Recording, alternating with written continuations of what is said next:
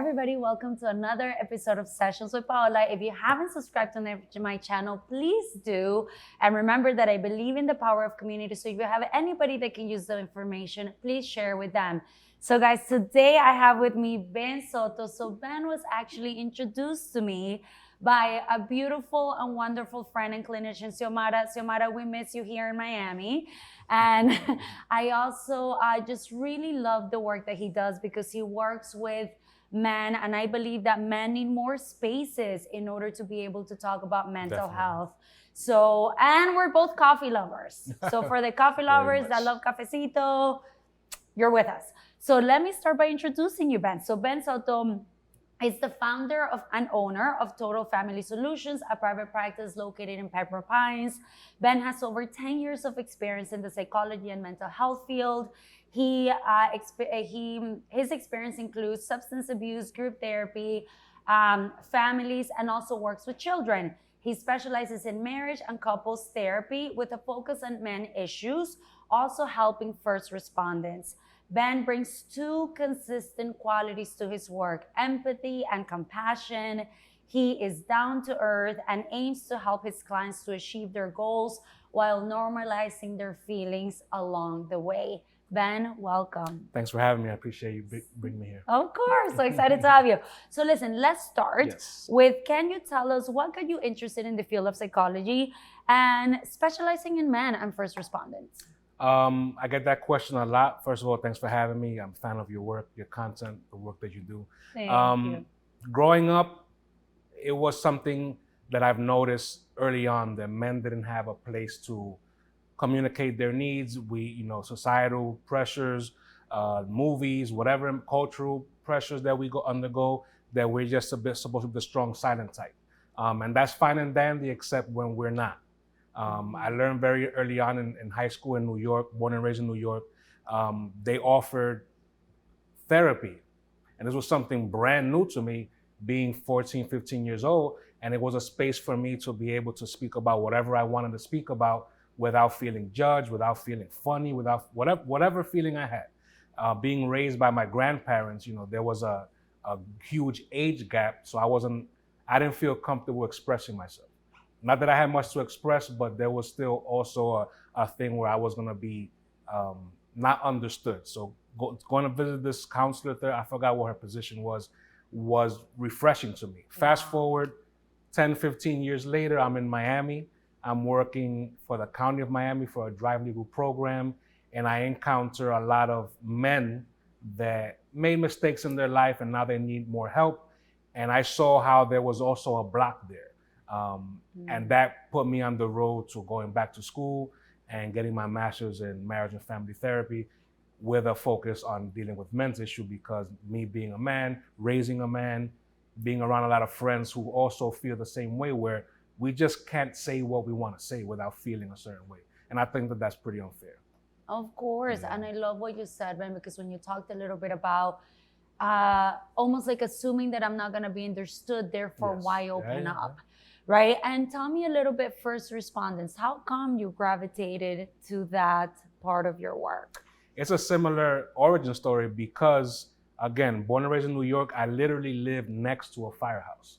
So 4, 5, 6 years old, playing baseball next to the firehouse, integrating with them. They became part of the family, part of the block.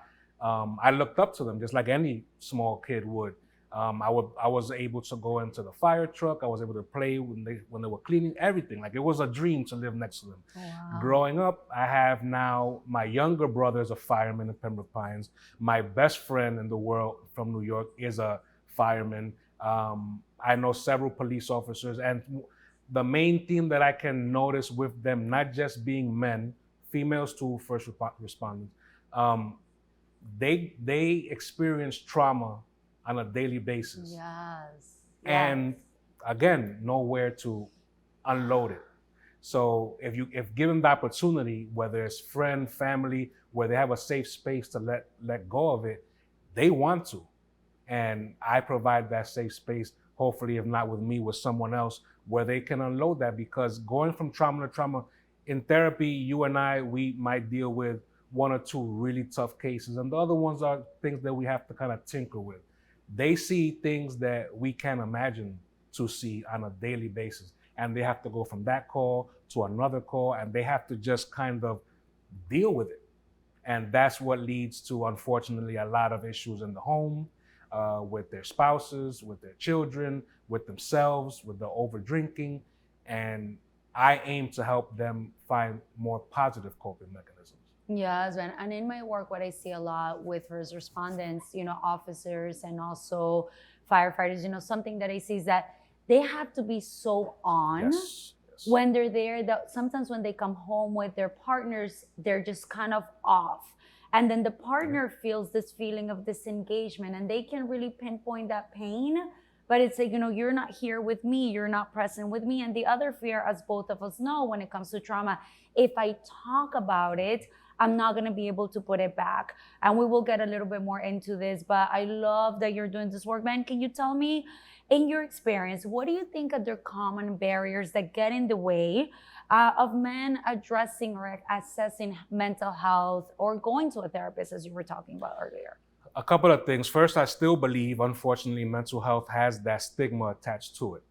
I have noticed through movies, TV, several programs, social media, amplified the access to it, the fact that it's very available, the fact that it's not the boogeyman, the fact that it can help. But again, with men, there's still a stigma attached. I'm lucky to have a handful of friends who have gone to therapy, and they can attest to the benefits of it. And I like for them to kind of speak about that, because we need that. I can see even within my family, within close friends, that there's still a stigma attached where they don't really understand what it is that I do. Interesting. And again, that could be cultural, that could be societal, whatever you want to call it, it exists. And again, through social media has amplified everything. But I think therapy has benefited. One of the things that's benefited the most is therapy, because you can kind of receive therapy through memes or through jokes or through statistics that weren't available to us before. But men being men, the typical, however you want to call it, the way we're used to being, it's tougher for us. It's just tougher for us to be vulnerable. It's tougher for us to formulate words consecutively to get to the point where we're kind of asking for help. And for men, just like the old age joke where we don't even ask for directions, why would we ask for help? So true. It is. And I'm like that too. That's why I love GPS. Yes, and I think I love, those BetterHelp commercials. Yes. That are so funny. Like the guy's trying to lift weights and he's like, and the guy's like, dude, I can spot you. And he's like, no, I'm okay. You don't know my family. Yeah. This is literally how it is. Yeah. And so I'm Colombian. Man, and I grew up in a very machista culture, right? And I think not only machismo, but also there's also machista women, right? That when a man starts talking about emotions or says, okay, I'm hurting. No. Eso es de la mujer, right? That's the woman's. That's not a man. You're supposed to perform and provide. So when you break it down for us, I am obsessed with this topic: cultural, familial, right? Societal. Pressure. I think that there's so much around that. And it's funny because, I think with my guy friends, what I experience is like, they kind of come to me for therapy. I'm like, no, guys, I'm your friend. Exactly. I can't be your, yeah, but can you? No, you have to go to your own therapist. And I think it's so nice to have someone that works with men, because am I going to be judged? What is this like for me to open up? Oh my God. And I'm sitting with something that you said, they don't have the words. Yes. When I work with a lot of couples, guys, where, women can be, we work a little bit different. And I asked the guy a question and he just kind of freezes and collapses, because they haven't gotten any practice in how to talk about emotions. If there's trauma there, then that just makes everything a lot more difficult.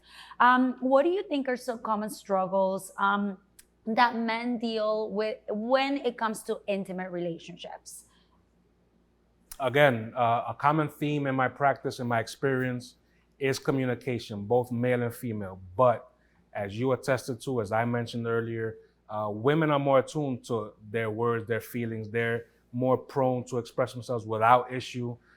In some cases, perhaps too much, whereas men lag behind. So in relationships, if you're not stating what you want, what you deserve, what you expect, The other person is not a mind reader. Even being therapists, we're not mind readers, contrary to popular opinion. So being able to formulate those words, like I mentioned earlier, in stating your boundaries, your expectations, your experiences, I think that's very important. And we still lag behind in that. Going back to what the word you use, machista, we don't say those things. We're expecting the person to know what we want because we were raised a certain way and we think that the person that we're with was raised the same way, when in fact, even if we're from the same culture, there might be differences.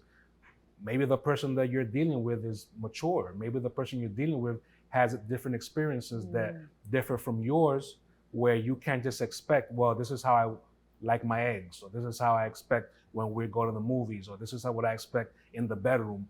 You need to just speak it out, you know? Yes, and for my people out there who say, well, you should know, Yes. right? Going back to mind reading, it's what you're doing is you're skipping or jumping over the vulnerability of putting yourself and exposing yourself and using your voice in the interest of your own desires, wants, and needs, right? Because I think that idea of, well, you should know, and then, right, like it's really interesting because, you know, my specialty is a lot with couples, and I'm always thinking about, you know, I do a lot of trainings about differentiation and being an individual in the context of the relationship, but how do we tackle that when Latino or Hispanic relationships are very enmeshed?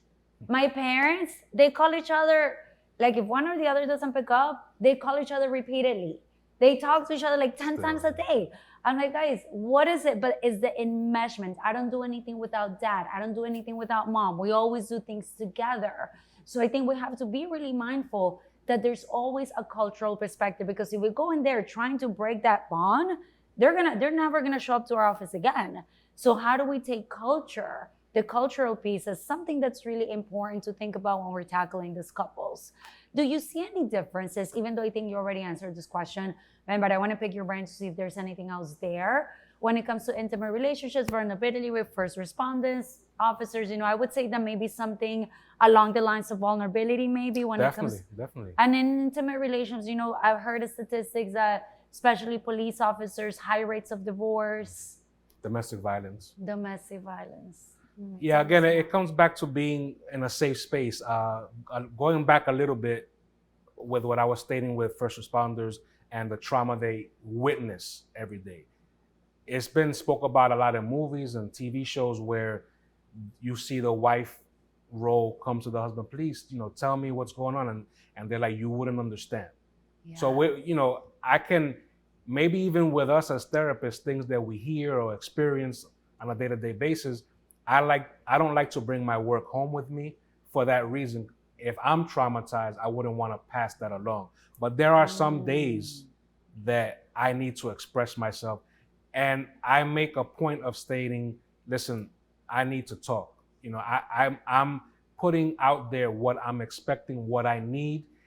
If my partner is not able or capable at the moment, that's fine, and I expect a response to that attention, or hopefully they are, because I don't do it often. And I think that me not doing it often as a therapist, as someone who understands the importance of it, if you don't understand that and you shut it down, that leads to, like I said earlier, the drinking, the drug use, unfortunately, domestic violence, divorce, self-harm, and eventually other things where we can't come back from that, when all it would take is for you to seek therapy. Another point that you stated earlier, which was funny, with my friends, I say I'll give them a good free 10 minutes and then I'll give them a business card to somebody else, because you have to let it go. If you're gonna buy me dinner. Exactly.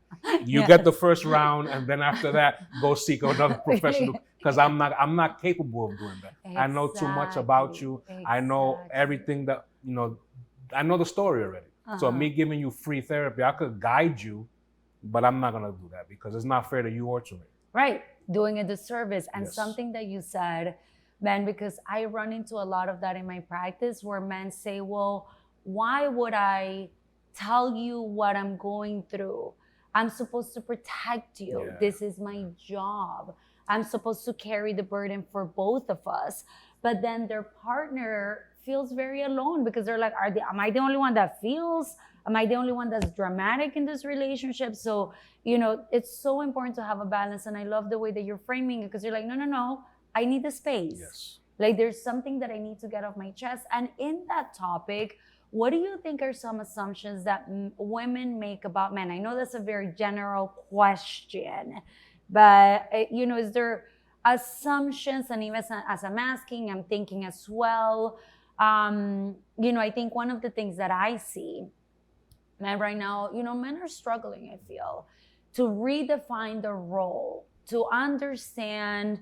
It was funny. My sister and I were out when she was visiting. Some guys, her and I were chatting away because this is what we do. And some guys are like, "Hey, can we buy you a drink?" And we're like, "No, thank you. We're just." And they're like, "Oh, I'm sorry if I offended you." And I've run into this a couple of times. I'm like, "Okay, first, I'm a Colombian woman. If you offended me, you will know." One, two, right? Sometimes they're afraid because there's so much pointing the finger. Well, you're narcissistic. Well, you just don't. You are, you're being offensive, right? So we have to understand that it's a learning curve. That men, the way that they've thought logically, have been able to carry us and a whole family through the most traumatic events historically, right? So I think, to assume that you just don't care, you don't want to communicate with me, is just really not understanding the whole picture. When in doubt, zoom out. I think there's a phrase that's been spoken about the last 3-4 years called toxic masculinity. Yeah. And I think that's what you're referring to. Yeah. It's put men in a kind of a double bind where if you are a man where you have those traits that maybe are not so positive, but that's who you are. Now you have to question yourself. So now you're kind of in a double negative where you can't be who you are and then you're still questioning it at the same time. So you don't know what to do. So in the example you just gave, he was being polite. I could understand that. But there are some women that might be turned off by that. Oh, look at this punk, or look at this guy, he's so soft. Going back to cultural identity. Another assumption that with Latino background, women want the man to be a man.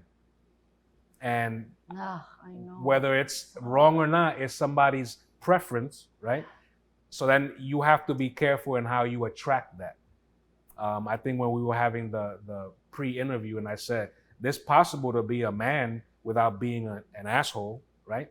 And that's the line that most men are kind of trying to balance, and that's bringing us further to withdraw ourselves because we don't know what to do. So now we have to again look for coping mechanisms that are not positive, and then we're more alone, and then we dive more into work, and we don't do the social aspect, and then that just brings us down the rabbit hole where we might not be able to come back from. Let alone going to therapy. We're never going to do that. Yes. Oh my God. Wish you're so right that I think it's causing more stepping back and more isolation, because then there's this feeling of there must be something innately wrong with me. Les, for the people out there that are watching this, you guys, we talk about trauma and we use that word a lot, but I like to dissect everything. So how would you define trauma so my people out there understand what you're referring to when we talk about trauma? Trauma in my field, that what I've experienced is an experience that you either can withstand, witness, go through, where it may or may not impact you immediately, but in some level it does, whether it's physical, emotional, or mental. I hear a lot about tension on a small scale. A lot of people that have tension, they got a little pain around their neck or their back or whatever, and they have no idea where it's coming from. It could start off as stress. That's another way that trauma manifests itself. And you can be, nowadays, maybe it's a little bit easier, whereas when we were younger, maybe we went through stuff that was just normal, but you look back like, wow, that was a big deal. For example, when I was 5 years old in New York, my building caught on fire, and you get out of the building and we're safe. Again, the fireman was right next door, but I look back, I was like, wow, I had to actually climb down the fire escape, and that's crazy to me. So I look back like, oh, how did that affect me? Because now we are going through life and we might have anger issues, or we might be withdrawn, or we might be in bad relationships over and over. And I'm not a big fan of doing the work from your childhood moving on. But there are times where, yes, we do have to do that, because there's something that might have happened to you 10 years ago that you look past because you didn't have the time. And that's what your current problems stem from. Yeah, and is there is there anything that you think that when you see like trauma in childhood, and how, well, kind of thinking about that same theme, right? How does certain trauma affect you as you're older? So you're saying physically, guys, so you're feeling something physical and you think it's more physical or medical, there might actually been something there. And then how people sometimes, right, like when we go into their childhood history, I run into this a lot. People are like, well, I don't want to talk about that, right? Or what do you mean it wasn't that big of a deal? And even, you know, I'm very expressive with my face and my hands, as you guys can see. But even as I'm leaning in, you know, men are like, well, you know, it's almost like they think that I'm leave it alone. Yes, leave it alone. Or pity is confused with compassion. Yes. Right? I want to know more versus don't feel bad for me. Everybody was going through that. And in these neighborhoods, I mean, yeah, you said from me in New York. When you said to me, I'm like, of course you're from New York. You know, your accent is still so there. But even with men that I've worked with that grew up in certain areas back in the day, men, where you had to be a certain way, vulnerability was definitely weakness. There was no other way of looking at it, right? And if you were Cuban and you look white, but you spoke Spanish, but you grew up in a Puerto Rican and a Black neighborhood, how do you move through the world, you know, with all of these different layers that are coming your way? So you sometimes work with childhood trauma. Anything else that you see, or how would people know, you know, for people out there, you know, that if how would they know if trauma is showing up? Well, again, if something, you mentioned something where you ignore stuff, or everybody went through it. That may or may not be true. However, you know yourself. So if you're doing something that you would think is out of character, or maybe trauma sometimes forces us to not mature in certain aspects of our life. So if we find ourselves 25 years old, 30 years old, 40 years old, and we haven't had a successful relationship, or we have relationships where they always end the same way, or we have relationships where you're shunning the person towards the end because you don't want to be abandoned, or you don't want to be the one left at the table. Those patterns, we have to be able to identify that on some level. Or if you cannot, or you're just tired of having not good relationships, that's when a therapist comes in, and we can recognize that pattern for you. Because it could be manifested in other ways, but I think relationships is the easiest. That's what I deal with. That's what you deal with. So we see it a lot in relationships, and you start questioning, well, I have to go find my man or my girl in a different location. It doesn't matter the location that you go. If you go to a church, if you go to a bar, if you go to a sports event, you're gonna find the same person, because that's what you're looking for without you even knowing it. And 6 months later, wow, here I am again, single, and I have to block this person, or I have to avoid going down this street or to this coffee shop. We don't have to do that. And we have to find out where that's coming from. Ben, so there's a lot of talk about vulnerability, and we were talking a little bit about that earlier, where women want men to be vulnerable, yet they've been taught to perform and provide. So what do you want men to know about vulnerability, and what would you like women to understand? Women, I would like for you to understand that your man wants to express himself. Perhaps he doesn't know how to, he was never taught how to, he never experienced or never had a positive experience doing so. For the male side, it's almost like getting on a roller coaster and you see, wow, this has 4 loops and it goes upside down and does all this stuff. Once you get on the line to go on the roller coaster and you get on the roller coaster, it wasn't that bad, you know? That's how it is to be vulnerable. That's how it is to communicate in your relationship with your parents, with your children, because it might be uncomfortable, it might be scary, intimidating, because of you're fearing yourself, how you're gonna feel, how you're gonna impact your son, how you're gonna impact your partner, how you're gonna be seen at Thanksgiving dinner. However, I would say 80% of the time, the people don't receive it in a negative way that you're thinking they are. And it's well worth it. The benefits are worth it. Even if it turns out to be a negative end result, then that person wasn't for you. But at least you're not hiding your feelings. You're not withholding your true emotions, and you kind of get over it quickly, you know? So if you're gonna date somebody and you say, well, I don't wanna come off too strong, well, if that's who you are, then that's who you are.